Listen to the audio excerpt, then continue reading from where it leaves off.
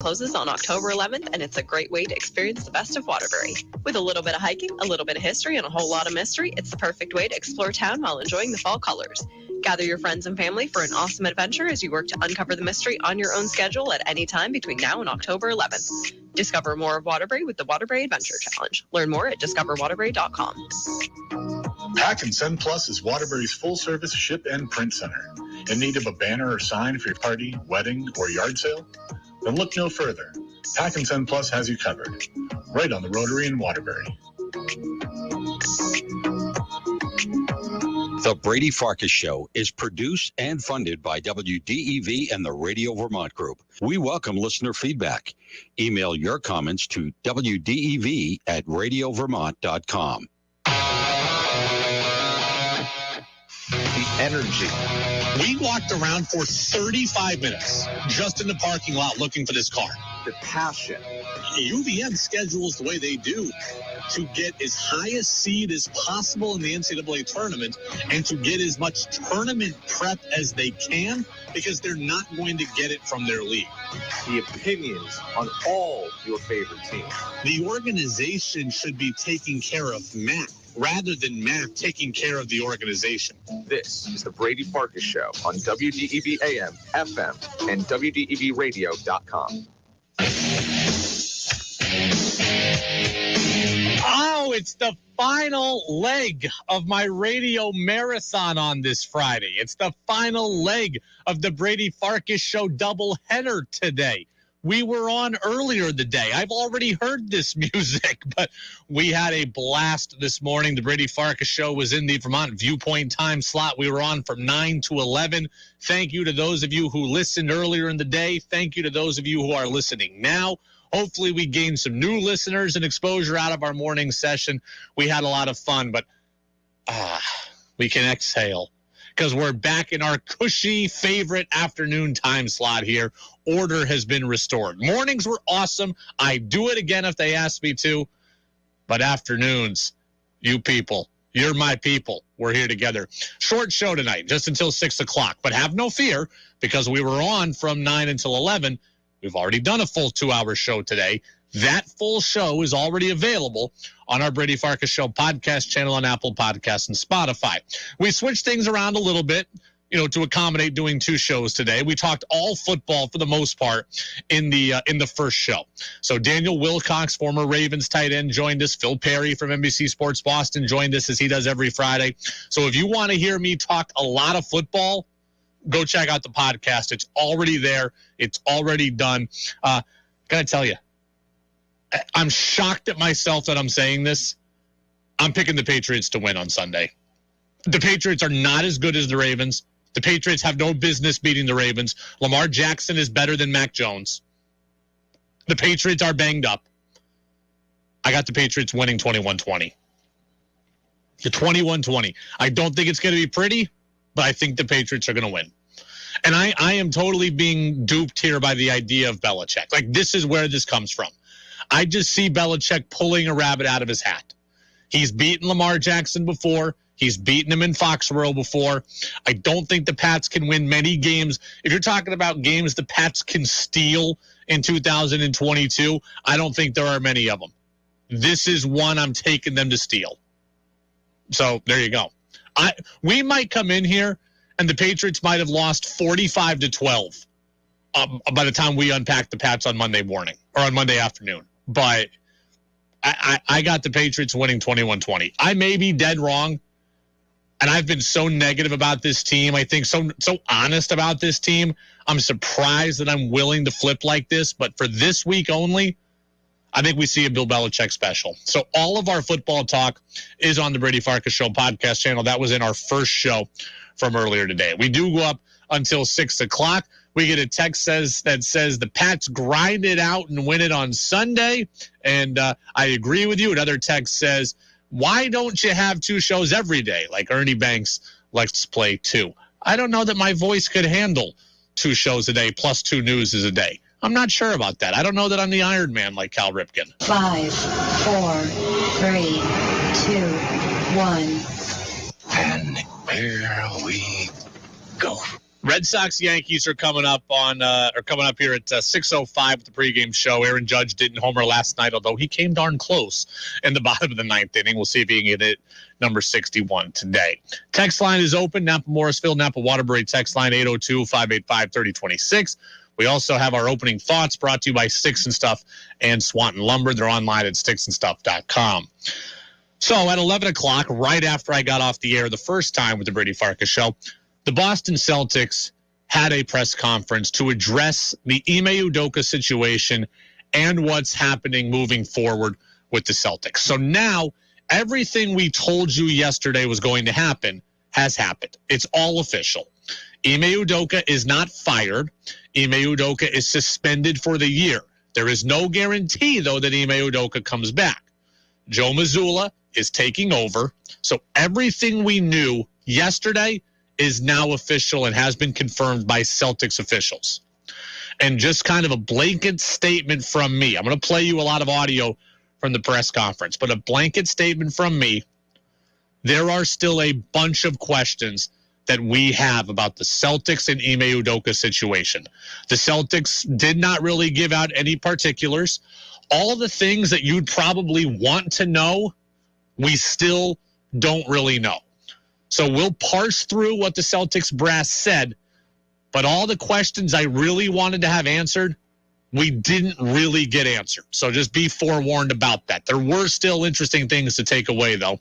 How about Wick Grousbeck, Celtics owner, talking about the investigation into Ime Udoka's workplace conduct and his inappropriate relationship with a female staffer? As soon as we learned there was a potential situation, we immediately brought in a respected law firm to conduct a thorough investigation and impartial investigation. And they took some time. And we actually concluded that investigation with a report 2 days ago. So that's the reason for the timing here. There were leaks, by the way, around that time. Obviously, we would have nothing to do with that and nothing to gain from that, and any insinuation about the leaks. We don't know where they come from. They're part of the NBA, as we all know in this room, but it's really unfortunate. And it's unfortunate also that female staff members of the Celtics have been dragged into the public eye. So Wick Grousbeck says they learned about the investigations a bit ago. We read somewhere, I think Shams Charania of The Athletic said the Celtics knew about this in July. That is when they started their investigation. I want to go to his latter comments first, though. He talks about the leaks. I believe him. I might be naive, but I believe that Wick Grousbeck and Celtics brass did not leak this Ime Udoka story. Somebody leaked it, and somebody from within the Celtics organization, I believe, leaked it. But somebody high up in the organization, that I agree with Wick Grousbeck.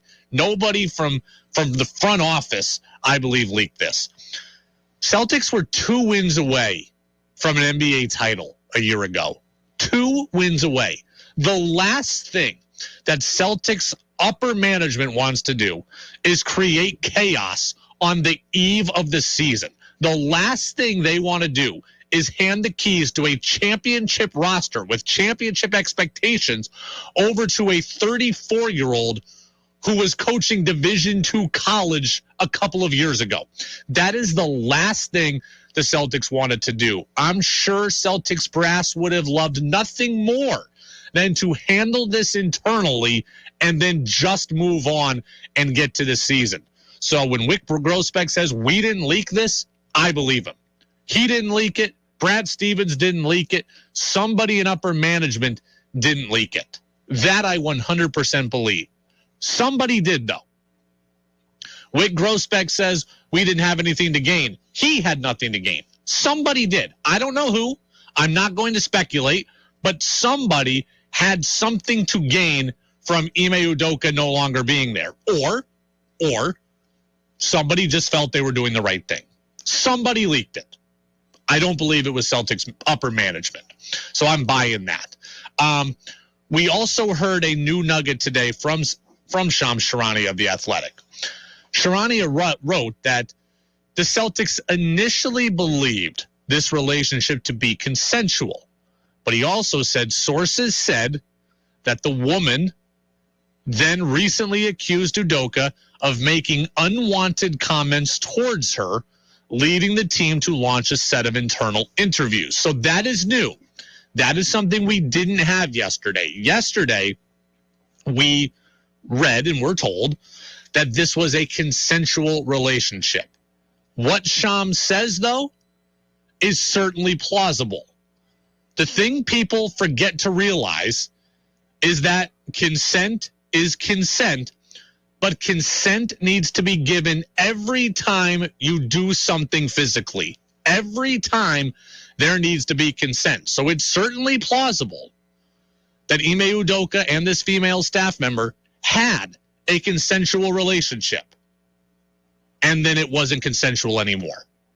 So that is 100% believable. Again, not speculating, don't know that, just saying it is within the realm of plausibility that there was a consensual relationship, and then it became not consensual, and the woman became uncomfortable, and that's where the accusations come from. That is a very possible thing here in this. Other things from the press conference. Wick Grossbeck got into punishments of Ime Udoka beyond just the 1-year suspension. Do we have that? Yes, we do here. We weren't planning to elaborate on either one of those topics, but the suspension comes with a significant financial, I'll at least say a significant financial penalty when you net it all out. So that's an accurate statement. Very significant financial penalty, and multiple violations. There were a couple of violations at least. Yep.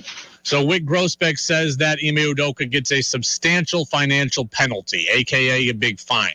They didn't say they're not paying him. Like, I don't know that are they not paying him and then making him pay a fine? Are they paying him and then recouping some or most or all of that money? I don't know. And I could care less, frankly.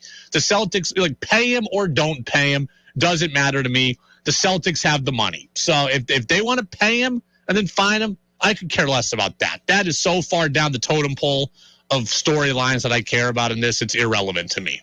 What's more relevant is that Wick Grossbeck says Ime Udoka has multiple violations here. Multiple violations. We don't know what that means. I told you at the beginning of this, there were things that we want to know, that we feel we need to know in order to have an accurate picture of everything here. This is one of the things we want to know that we didn't get an answer to. Does multiple violations mean that he made unwanted comments to the woman on multiple occasions? Does it mean that he made multiple women unwanted comments and there is a pattern here with Ime Udoka's behavior? We don't know. Does it mean that the consensual relationship was participated in within the Celtics facility, which I would have to believe is a breach of workplace code of conduct? We just don't know. Again, not willing to speculate. But multiple violations leads you to believe, again, that there was something pretty serious, and there's more than one thing pretty serious here by Ime Udoka. Brad Stevens also got on the microphone, and he spoke about what he saw yesterday making its way through social media, and Brad Stevens got pretty passionate about this. We have a lot of talented women in our organization, and I thought yesterday was really hard on them, and I think that, nobody can control Twitter speculation and rampant, but I do think that we as an organization have a responsibility to make sure we're there to support them now, because a lot of people were dragged unfairly into that. Brad Stevens is right. He's absolutely right. You cannot control Twitter, and it's human nature to want to do a little digging, right? It's human nature to want to put some puzzle pieces together. But what happened yesterday on social media was really detrimental to the women involved in the Celtics organization. The women who had their faces splattered all over social media, the women who have families that were questioned and that their integrity was called into question. And Brad Stevens knows these women personally, so it hits him harder than it hits you and me. I can imagine how tough it was. Brad Stevens knows these people. So Brad Stevens is choked up about it. Brad Stevens is angry about it. I completely get it. And I respect that Brad Stevens mentioned the women of the Celtics organization. It may seem obvious, but I think there are some people that would look at this from a tone-deaf, Ime Udoka, Celtics on the court only spectrum, and Brad Stevens didn't do that. And I find that commendable. A couple of texts here on the Napa-Morrisville, Napa-Waterbury text line.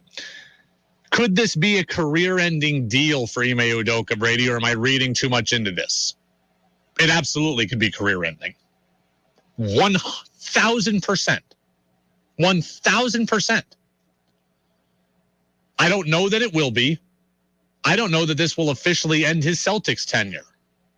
I don't see Ime Udoka coming back in 2023, 2024, but I don't know officially that he won't be. But this absolutely could be career-ending. We don't know all the details. We don't know all the questions that we would want. And if we find those out, it could, and it goes, not the way of Ime Udoka, could absolutely be career-ending. Look at the world we live in today, okay? If you are somebody on the wrong side of homophobia, Tom Brenneman, former Reds broadcaster, your career can be ruined. Your career could be over, I should say, not ruined. He did that to himself. Your career could be over. If you are somebody on the wrong side of race, if you are somebody on the wrong side of treating women, your career absolutely can be over. And you will have done it to yourself. Ime Udoka did this to himself. There's really no defense for it, okay? And anybody who wants to defend Ime Udoka, I'm not really here for. Okay, I'm not really here for that. He did this to... Ime Udoka has a son. Ime Udoka has a fiance he's had for 7 years now.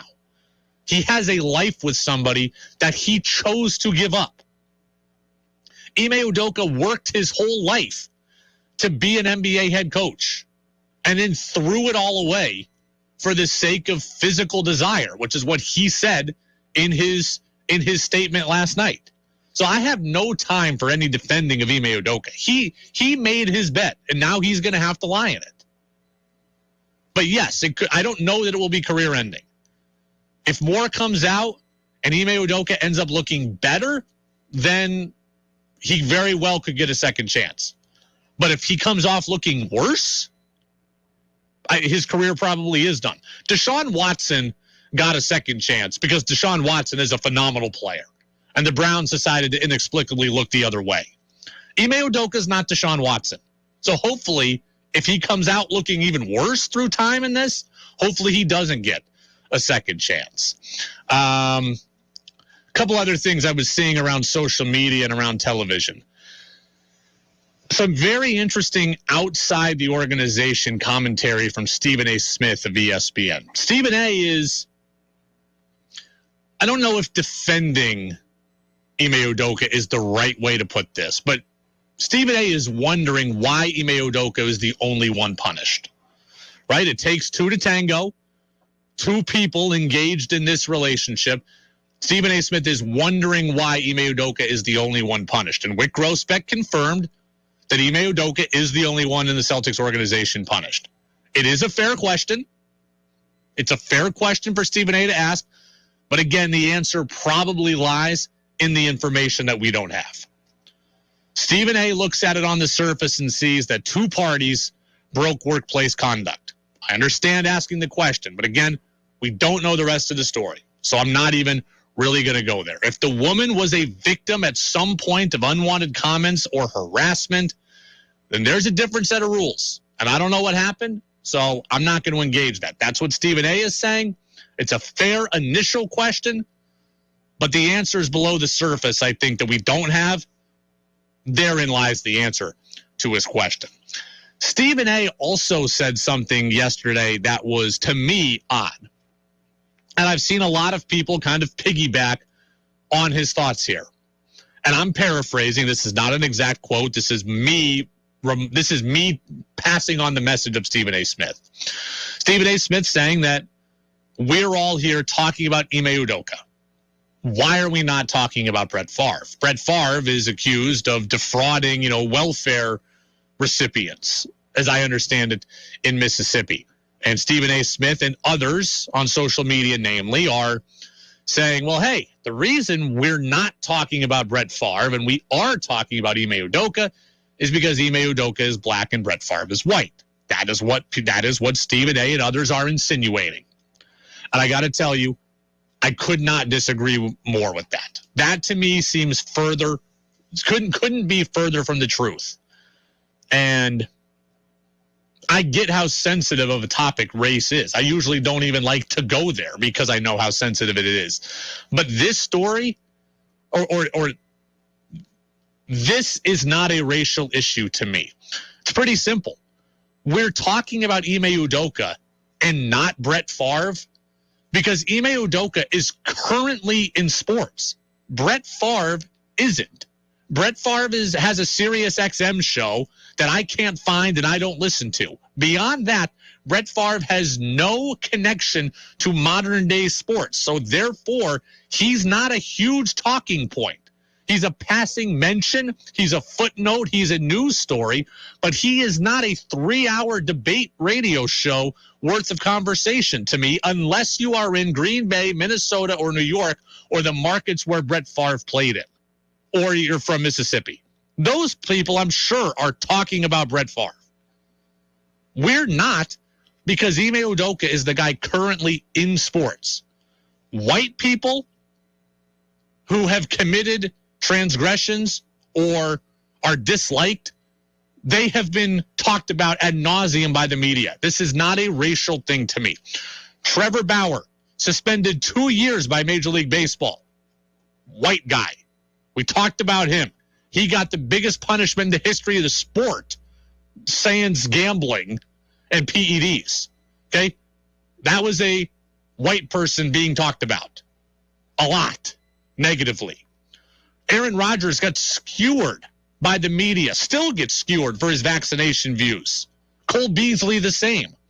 And it has nothing to do with the fact that they're white. It's that they are in sports now. This is what Stephen A. Smith, to me, is not realizing. Talking about Ime Udoka and not talking about Brett Favre is not a racial issue. It is a who is relevant now issue. Ime Udoka went to the NBA Finals last year. Last year, Ime Udoka went to the NBA Finals. Brett Favre hasn't thrown a pass in a decade and is largely irrelevant now to the sports world. That is the difference here. This has nothing to do with race as far as I'm concerned. Let's see. Text says, it's one thing to be contrarian by nature or by design, but Stephen A. takes a big leap of trust before we hear the entire story. Everyone has heard about Brett Favre and not talking about, or the difference between Favre and Udoka is that Favre didn't potentially jeopardize the health and safety of women working for the team he works for. Favre did awful things. If what Favre did is true, or what he is alleged to have done is true, he did awful things. And if I worked in Green Bay or Milwaukee or Madison, I'd be talking about that all day. But I don't. I work here. So that's why I'm talking about Ime Udoka. It has nothing to do with him being black. It has everything to do with him working for the team that we cover. Nationally, they're talking about Udoka, not Favre, because Udoka is relevant today in a way that Brett Favre is not. All right, one last thing here from Wick Grossbeck out of this press conference. Brad and I have both met with the players. Brad can fill you in more on that, but I would say in general they are very concerned about this. It's not a welcome development, but they also, I felt, have energy and focus and commitment and drive to really accomplish great things, hopefully, this season. So that's the commitment I'm feeling from the players, and that based on last year and based on everything we know about them, I think that commitment will be fulfilled. So Grossbeck says the players are concerned, and from a basketball-only standpoint, this is a very important thing. How does this whole development impact the players, and what is their response? From a basketball standpoint, look, the woman who is an alleged victim of something here, that is the story number one. From a basketball standpoint, it's very important to figure out the players' response and their reaction. I told you yesterday, I believe that players are more important in the NBA than coaches. So if the players come in and have their heads on right, they very easily can get back to the playoffs and have success. 100% absolutely true. The question is, will they have their heads right? And what needs to happen in order for them to have their heads right? For me, the biggest thing now for the Celtics in 2022-23 is they need to have great player-driven leadership. Because trust me, culture will make or break you. They can make your culture great or they can make your culture toxic. Kyrie Irving and David Price had the power to poison locker rooms and poison clubhouses. That absolutely can happen in this space here, right? Celtics now are going through a lot of turmoil. If somebody wants to poison the locker room and bring the whole thing down because of it, they can. The Celtics need to make sure that that doesn't happen. Jason Tatum, Jaylen Brown, Marcus Smart, they need to come in and give Joe Mazzulla the same respect they would have given Brad Stevens or Ime Udoka. Mazzulla isn't coming from the same coaching background and pedigree as Udoka was. He wouldn't usually command as much respect, but those leaders need to give it to him, and they need to trust him. The first time that Joe Mazzulla makes a mistake, it can't be eye-roll city all over TNT or ESPN. They need to be on his side, not be his adversary. They need to look at Joe Mazzulla and say, hey, we're riding with you, not, hey, we got to the finals. I think we're pretty much good. That's what how did that work in Brooklyn last year where Kyrie Irving and Kevin Durant decided they didn't really need a coach? Didn't work out that well, did it? So the team leaders, they need to be all on board with Joe Mazzulla, and they need to show him respect. If they do that, if this whole issue brings them closer together, then the Celtics can still be great. If this issue divides them and the players try to start saying, hey, Joe, yeah, we're good. We don't really need you. We're not really going to listen. Then that's going to become a huge problem, and the Celtics season will go the way of the Brooklyn Nets. With Al Horford, with Malcolm Brogdon, with Marcus Smart, I believe that this team can stay together and can stay unified. Jason Tatum and Jaylen Brown are young superstars. They need to be on board with it too. I trust that they can. But that is now the biggest issue for the Boston Celtics, is these players using this as a rallying cry to stay together rather than reason to go their own way. It is the Brady Farkas Show on WDEV, AM and FM, and WDEVradio.com.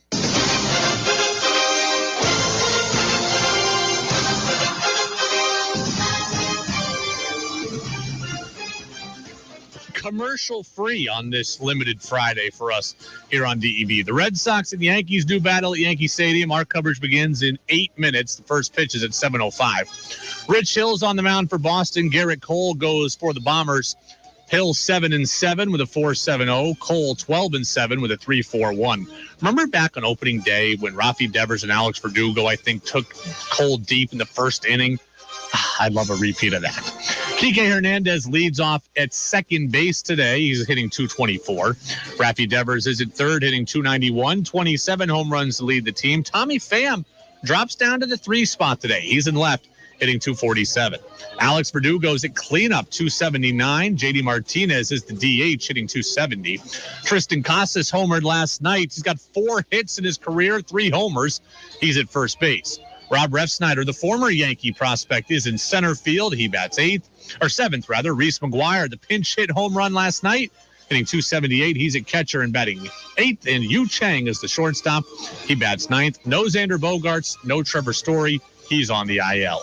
For the Yankees, it's the man of the hour, Aaron Judge, hitting .316, 60 homers and 128 RBIs. Giancarlo Stanton, he's the designated hitter. He homered last night. Gleyber Torres is hot all of a sudden. He's at second. Josh Donaldson won the game last night for the Pinstripes. He's at third. Oswaldo Cabrera is in right. Jose Trevino is the catcher. He bats 6th. Isaiah Connor-Falefa is the shortstop. He bats 7th. Former Red Sox player Marwin Gonzalez is at first base. He bats 8th. And Aaron Hicks is the left fielder. He bats 9th. No Anthony Rizzo in this lineup for the Yankees. The Red Sox are 72-77. The Yanks again 91-83. and 58. What we're going to do here on the Brady Farkas Show is, well, we're going to be gone here in 30 seconds as we get you out to Red Sox baseball. Monday, we'll be back for a 40-minute show, 5:30 until 6:10, I believe. We'll unpack the Patriots and Ravens coming up Sunday at 1. We'll have the game covered from all angles, 5:30 until 6:10. I got the Pats winning 21-20. I might be a genius. I might be a moron. We'll find out on Monday. Upset special. Go Sox. Go Pats. See you on DEV. This is WDEV, Vermont's news station, owned and operated by the Radio Vermont Group. From the top of Sugarbush 96.1.